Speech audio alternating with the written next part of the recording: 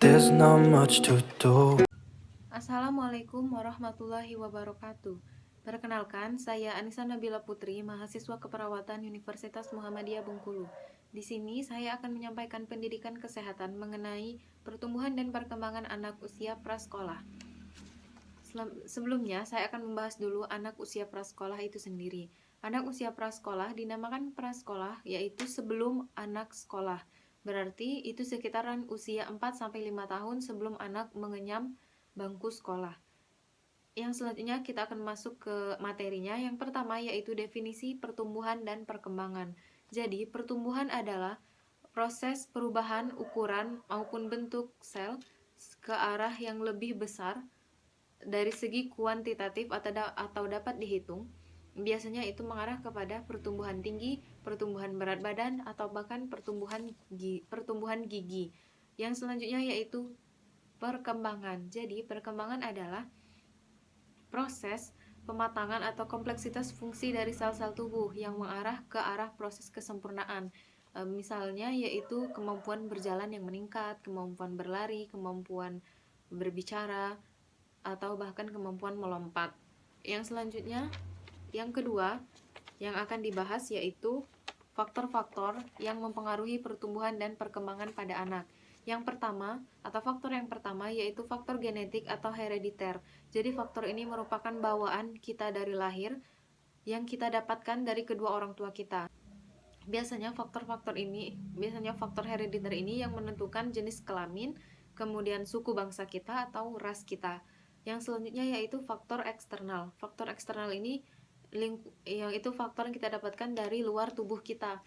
Misalnya yaitu seperti yang kita dapatkan dari lingkungan prenatal, yaitu lingkungan sebelum anak lahir ke dunia, yaitu lingkungan kandungannya, bagaimana gizinya ketika dikandung oleh ibunya, dan lingkungan postnatal atau setelah dia dilahirkan, bagaimana kondisi lingkungannya, bagaimana kondisi gizinya, dan status lingkungan atau ekonomi keluarga juga mempengaruhi pertumbuhan dan perkembangan anak. Selanjutnya yaitu status kesehatan anak juga termasuk ke dalam faktor eksternal yang dapat mempengaruhi pertumbuhan dan perkembangan anak. Yang ketiga yaitu faktor internal. Faktor internal ini yang dapat mempengaruhi anak dan dapat mempengaruhi pertumbuhan dan perkembangan anak yang berasal dari dalam diri anak tersebut. Misalnya yaitu kecerdasan, pengaruh hormon seperti growth hormone. Jika anak tersebut berlebihan growth hormonnya, maka dapat menyebabkan gigantisme, atau bahkan jika anak kekurangan growth hormone tadi dapat menyebabkan kerdil atau dwarfisme.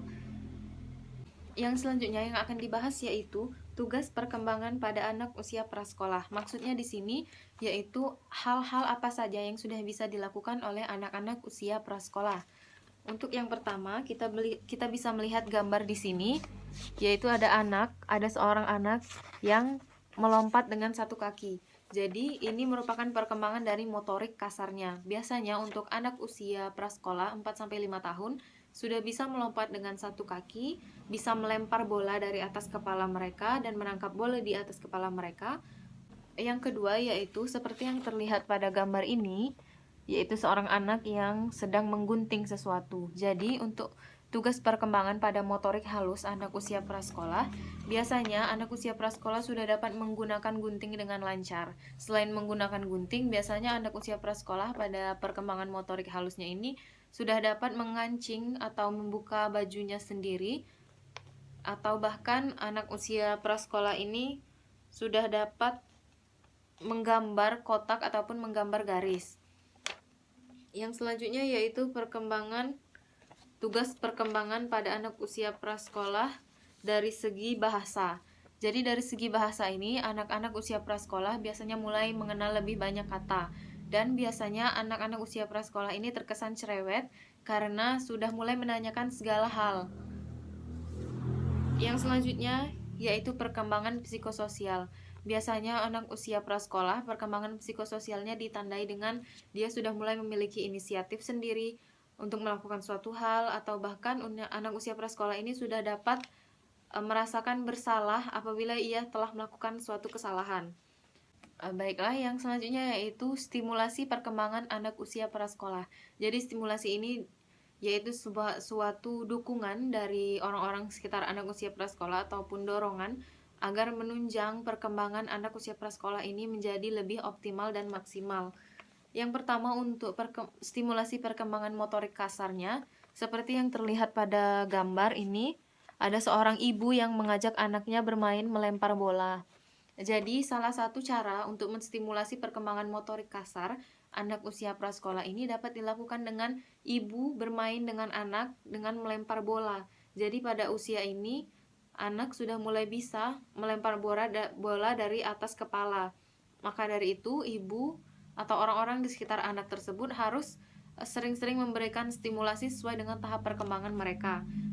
Dan motorik kasar juga dapat dilatih dengan cara ibu mengajak anaknya untuk membantu pekerjaan rumah yang ringan seperti melipat pakaian.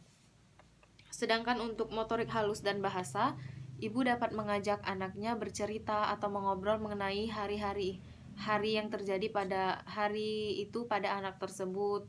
Misalnya mengenai kegiatan apa saja yang anak itu lakukan pada hari itu. Dan stimulasi motorik halus ini bisa juga dilakukan seperti pada gambar, yaitu ibu yang mengajak anak-anaknya untuk membaca buku bersama.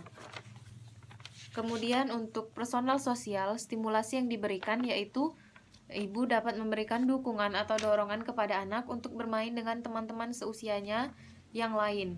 Jadi tidak hanya bermain di rumah bersama ibu, tapi ibu juga bisa memberikan dukungan kepada anaknya untuk bermain bersama teman-teman lain di lingkungan luar.